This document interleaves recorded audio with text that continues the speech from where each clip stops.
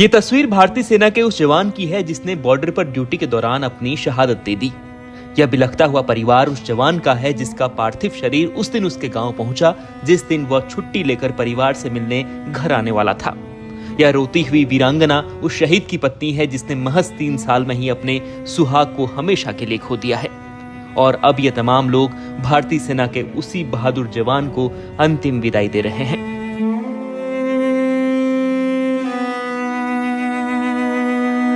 राजस्थान के सीकर जिले के रहने वाले ग्रेनेडियर देशराज 2019 में भारतीय सेना में भर्ती हुए थे।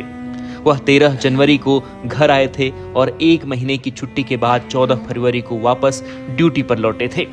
और अब 28 अप्रैल को अपने मामा के बेटे की शादी के लिए देशराज सिंह फिर से घर लौटने वाले थे।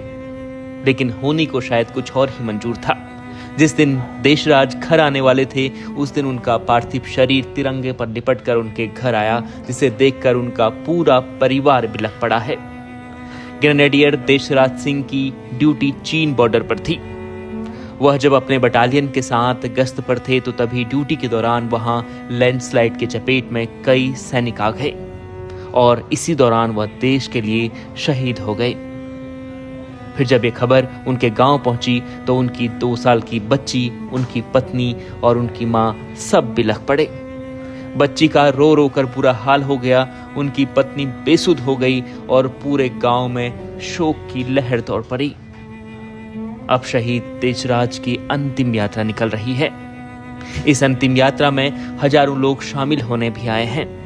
ये लोग रास्ते में जगह जगह फूलों की बारिश कर रहे हैं और शहीद देशराज सिंह तंवर अमर रहे के नारे लगा रहे हैं।